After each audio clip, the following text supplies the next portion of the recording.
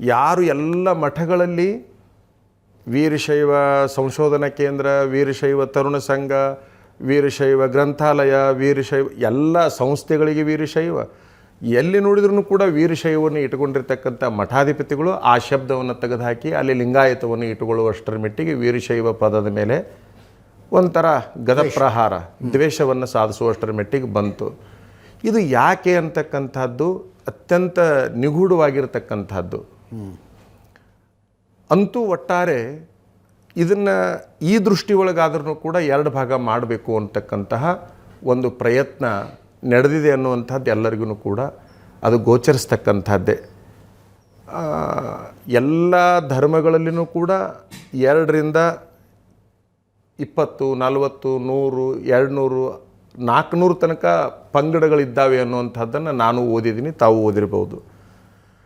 ಆದರೆ ಕ್ರಿಶ್ಚಿಯನ್ರಲ್ಲಿ ಗುಂಪುಗಾರಿಕೆಗಳಿಲ್ಲೇನು ಅದಾವ, ಅಂದರೆ ಪಂಗಡಗಳಿಲ್ಲೇನು ಅದಾವ, ಮುಸ್ಲಿಮರಲ್ಲಿಲ್ಲೇನು ಅದಾವ, ಜೈನರಲ್ಲಿಲ್ಲೇನು ಅದಾವ, ಜಾತಿಗಳಿಗೆ ಹಿಂದೂ ಧರ್ಮದ ಒಳಪಂಗಡಗಳಲ್ಲಿ ಬಂದಾಗ ಅಲ್ಲಿನೂ ಕೂಡ ಸಾಕಷ್ಟು ಅದಾವ. ಆದರೆ ಎಲ್ಲರೂ ಕೂಡ ಅವರು ಇಸ್ಲಾಂ ಅಂತ ಹೇಳ್ಕೊತಾರೆ, ಕ್ರಿಶ್ಚಿಯನ್ ಅಂತ ಹೇಳ್ಕೊತಾರೆ, ಜೈನ್ ಅಂತ ಹೇಳ್ಕೊತಾರೆ, ಸಿಖ್ ಅಂತ ಹೇಳ್ಕೊತಾರೆ. ಬ್ರಾಹ್ಮಣರೊಳಗೆ 2 ವರ್ಗ, ನಾವು ಬ್ರಾಹ್ಮಣರು ಅಂತ ಹೇಳ್ಕೊತಾರೆ. ಕುರುಬರೊಳಗೆ ಹಾಲು ಮತದವ್ರು ಅಂತೀವಿ ನಾವು, ಜೊತೆಗೆ ಕುರುಬರು ಅಂತೀವಿ. ಅಲ್ಲಿ ಹಂಗೆ ಅದು ಆದರೂ ಒಂದೇ ಬರೆಸ್ಬೇಕು ಅಂತ ಅವ್ರು ನಿರ್ಣಯ ತೆಗೆದುಕೊಂಡು ಕೂಡಲೇ ಸಮಾಜ ಒಪ್ಪಿಕೊಂಡು ಬಿಡ್ತದೆ.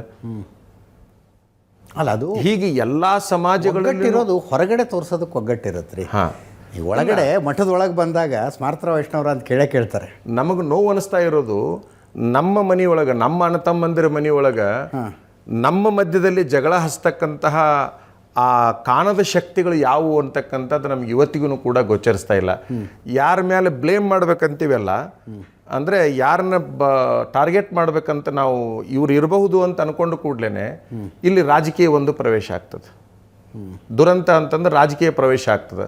ಯಾಕಂತಂದರೆ ನಮಗೆ ತಿಳಿದ ಮೆಟ್ಟಿಗೆ ಎಲ್ಲರೂ ಕೂಡ ಈ ಸಮಾಜದ ನಾಯಕರನ್ನ, ನನ್ನ ಅಬ್ಸರ್ವೇಷನ್, ಇದು ಹೊರಗಿನವ್ರ ಕೈವಾಡ ಅಲ್ಲ, ಇದು ಒಳಗಿನ ಸಮಸ್ಯೆ. ನೀವು ಹೊರಗಿನವ್ರನ್ನ ಬ್ಲೇಮ್ ಮಾಡ್ತಿದ್ದೀರ ನೋಡಿ.